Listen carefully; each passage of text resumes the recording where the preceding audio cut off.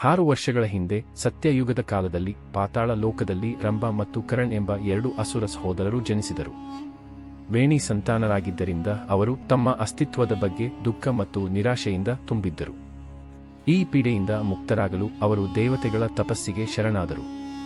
ರಂಭನು ಅಗ್ನಿದೇವರನ್ನು ಆರಾಧಿಸಲು ಅಗ್ನಿಯ ವಲಯದಲ್ಲಿ ತಪಸ್ಸು ಮಾಡಲಾರಂಭಿಸಿದನು ಮತ್ತು ಕರಣ್ ಒಂದು ಕೆರೆಯಲ್ಲಿಯೇ ಅರ್ಧವಾಗಿ ಮುಳುಗಿ ವರದೇವನ ತಪಸ್ಸನ್ನು ಪ್ರಾರಂಭಿಸಿದನು.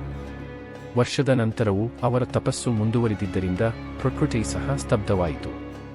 ಇಂದ್ರನು ಈ ತಪಸ್ಸಿನ ಬಗ್ಗೆ ತಿಳಿದಾಗ ಆತ ಭಯಭೀತನಾಗಿ ಷಡ್ಯಂತ್ರದ ಮಾರ್ಗವನ್ನು ತೆಗೆದುಕೊಂಡನು. ಒಂದು ದೈತ್ಯ ಮಾಂಸದ ಹುಲಿ ರೂಪದ ಮೂಲಕ ಇಂದ್ರನು ಕೆರೆಯಲ್ಲಿ ತಲುಪಿದನು ಮತ್ತು ಕರಣ್ ಮೇಲೆ ದಾಳಿ ಮಾಡಿದನು. ಕರಣ್ ಅಲ್ಲಿ ಸತ್ತನು.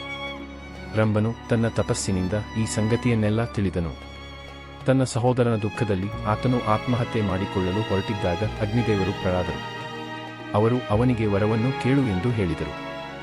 ರಂಭನು ದೇವತೆಗಳನ್ನು ಸೋಲಿಸಬಲ್ಲಂತಹ ಸಂತಾನವನ್ನು ಬಯಸಿದನು.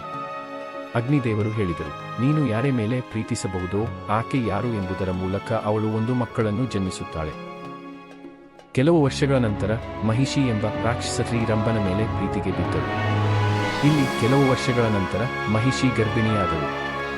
ಒಂದು ದಿನ ಇಬ್ಬರೂ ಅಸುರರ ದಾಳಿಗೆ ಒಳಗಾದರು. ಆ ದಾಳಿಯಲ್ಲಿ ರಂಭನು ಮೃತನಾದನು. ಮಹಿಷಿ ಓಡಿದಳು, ಆದರೆ ರಾಕ್ಷಸರು ಅವಳನ್ನು ಬೆನ್ನು ಹತ್ತಿದಾಗ ಯಕ್ಷರು ಅವಳನ್ನು ರಕ್ಷಿಸಿದರು.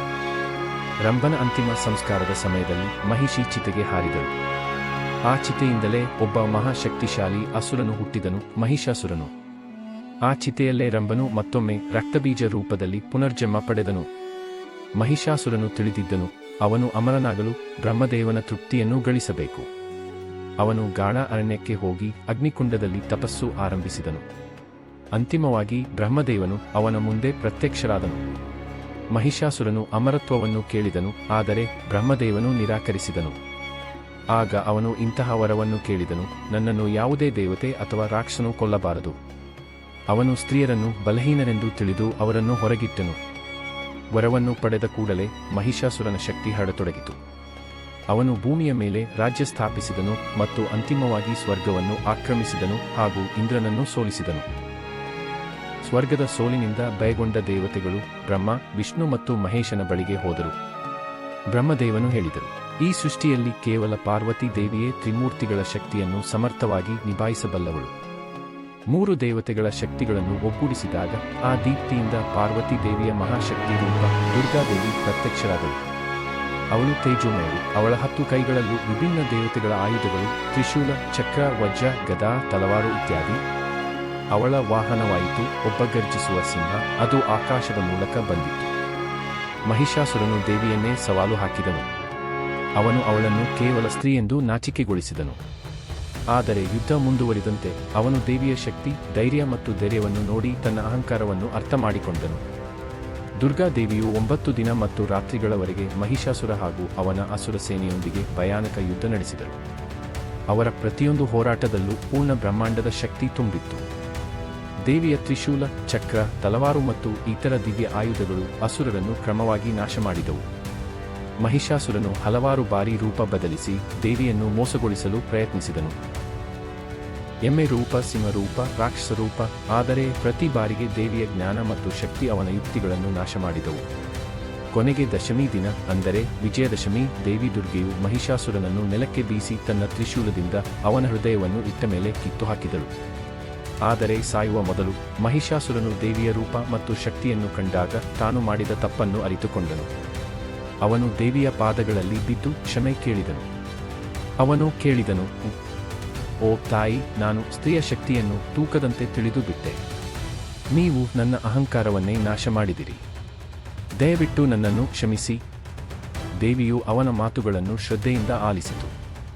ಅವಳ ಅಂತರಂಗದಲ್ಲಿ ಕರುಣೆಯೂ ಮೂಡಿತು. ಅವಳು ಹೇಳಿದರು, ಮಹಿಷಾಸುರ, ನೀನು ದೊಡ್ಡ ಅಪರಾಧಿ, ಆದರೆ ಈಗ ನೀನು ಪಶ್ಚಾತ್ತಾಪ ಪಡುತ್ತಿದ್ದೀಯೆ. ಆದ್ದರಿಂದ ನಾನು ನಿನಗೆ ಒಂದು ವರ ನೀಡುತ್ತೇನೆ. ಭವಿಷ್ಯದಲ್ಲಿ ನನ್ನ ಪೂಜೆಯಲ್ಲಿ ನಿನ್ನ ಹೆಸರು ಸಹ ಸ್ಮರಣೆಯಾಗುತ್ತದೆ. ಜನರು ನನ್ನನ್ನು ಮಹಿಷಾಸುರ ಮರ್ದಿನಿ ಎಂದು ಪೂಜಿಸುತ್ತಾರೆ. ಅಂದರೆ ಮಹಿಷಾಸುರನನ್ನು ಸಂಹಾರ ಮಾಡಿದವಳು. ನಿನ್ನ ಹೆಸರು ನನ್ನೊಂದಿಗೆ ಯಾವತ್ತೂ ಸಗುವುದು. ಇದಾದ ನಂತರ ದೇವಿಯು ಮಹಿಷಾಸುರನನ್ನು ತನ್ನ ತಲವಾರದಿಂದ ಸಂಹರಿಸಿದಳು ಮತ್ತು ಅವನ ಆತ್ಮಕ್ಕೆ ಮುಕ್ತಿಯನ್ನು ನೀಡಿದಳು. ಈ ಯುದ್ಧ ಮುಗಿದಾಗ 3 ಲೋಕಗಳಲ್ಲೂ ದೇವ್ಯೋಜ್ವಲ ಪ್ರಕಾಶ ಹರಡಿತು. ದೇವತೆಗಳು ಆಕಾಶದಿಂದ ಪುಷ್ಪವೃಷ್ಟಿ ಮಾಡಿದರು. ಎಲ್ಲ ದೇವತೆಗಳು ದೇವಿಯ ಗೀತೆಗಳನ್ನು ಹಾಡಿದರು. ಜೈ ದೇವಿ ಮಹಿಷಾಸುರಮರ್ದಿನಿ. ಈ ಜಯವು ಕೇವಲ ಒಬ್ಬ ಅಸುರನ ಮೇಲೆ ಅಲ್ಲ, ಇದು ಅಹಂಕಾರ, ಅಧರ್ಮ ಮತ್ತು ಅಜ್ಞಾನತೆಯ ವಿರುದ್ಧ ಧರ್ಮ, ದಯೆ ಮತ್ತು ಸ್ತ್ರೀ ಶಕ್ತಿಯ ವಿಜಯ. ಸ್ವರ್ಗ, ಭೂಮಿ ಮತ್ತು ಪಾತಾಳ ಎಲ್ಲವೂ ಮಹಿಷಾಸುರಮರ್ದಿನಿಯ ಜಯಘೋಷವನ್ನೇ ಮಾಡಿದವು. ಇದು ಕೇವಲ ಒಂದು ಯುದ್ಧವಲ್ಲ, ಆದರೆ ಒಂದು ಪಾಠ: ಸ್ತ್ರೀಯ ಶಕ್ತಿಯನ್ನು ಎಂದಿಗೂ ಕಡಿಮೆ ಅಂದುಕೊಳ್ಳಬಾರದು. ದೇವತೆಗಳು ದುರ್ಗಾದೇವಿಯ ಸ್ತುತಿಯನ್ನು ಮಾಡಿದರು ಮತ್ತು ಅವಳನ್ನು ಬ್ರಹ್ಮಾಂಡದ ಪರಮಶಕ್ತಿಯಾಗಿ ಘೋಷಿಸಿದರು. ದೇವಿ ದುರ್ಗೆಯ 9 ರೂಪಗಳನ್ನು ನವರಾತ್ರಿ ದಿನಗಳಲ್ಲಿ ಆರಾಧಿಸುತ್ತಾರೆ. ಶೈಲಪುತ್ರಿ ಶಕ್ತಿಯ ಪ್ರಾರಂಭ, ಬ್ರಹ್ಮಚಾರಿಣಿ ತಪಸ್ಸಿನ ಪ್ರತೀಕ, ಚಂದ್ರಘಂಟ ಧೈರ್ಯದ ದೇವಿ, ಕುಷ್ಮಾಂಡ ಸೃಷ್ಟಿಯ ಶಕ್ತಿ, ಸ್ಕಂದಮಾತ ಮೌಲ್ಯಮಯ ಮಾತೃತ್ವ, ಕಾತ್ಯಾಯನಿ ಯೋಧಿನಿ ರೂಪ, ಕಾಲರಾತ್ರಿ ವಿನಾಶದ ರೂಪ ಮಹಾಗೌರಿ ಶಾಂತಿ ಮತ್ತು ಸೌಂದರ್ಯ, ಸಿದ್ಧಿದಾತ್ರಿ ಸಿದ್ಧಿಯ ಪ್ರದಾತಿ. ಭಾರತದ ಪ್ರತಿಯೊಂದು ರಾಜ್ಯದಲ್ಲೂ ದಸರಾ ಹಬ್ಬವನ್ನು ವಿಭಿನ್ನ ರೀತಿಯಲ್ಲಿ ಆಚರಿಸಲಾಗುತ್ತದೆ. ಬೆಂಗಾಲ್ ಭವ್ಯ ದುರ್ಗಾ ಪಂಡಾಲುಗಳು, ಸಾಂಸ್ಕೃತಿಕ ಕಾರ್ಯಕ್ರಮಗಳು, ಸಿಂಧೂರ ಆಟ. ಉತ್ತರ ಭಾರತವು ರಾಮಲೀಲೆ, ರಾವಣ ದಹನ, ಆಯುಧ ಪೂಜೆ. ಗುಜರಾತ ಗರ್ಬಾ ಮತ್ತು ದಾಂಡಿಯಾ ರಾಸ್. ಕರ್ನಾಟಕ ಮೈಸೂರು ದಸರಾ, ರಾಜನ ಉತ್ಸವ ಮೆರವಣಿಗೆ. ಕೇರಳ ವಿದ್ಯಾರಂಭಂ, ಮಕ್ಕಳಿಗೆ ವಿದ್ಯಾಭ್ಯಾಸ ಪ್ರಾರಂಭ.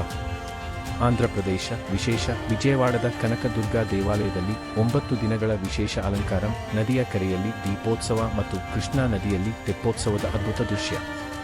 ಮಾ ದುರ್ಗೆಯ ಕಥೆಯು ಕೇವಲ ಶಕ್ತಿಯ ಪ್ರತೀಕೆಯಾಗಿಲ್ಲ, ಇದು ತ್ಯಾಗ, ಪ್ರೀತಿ, ಧರ್ಮ ಮತ್ತು ಆತ್ಮವಿಶ್ವಾಸದ ಶಾಶ್ವತ ಗಾಥೆಯಾಗಿದೆ.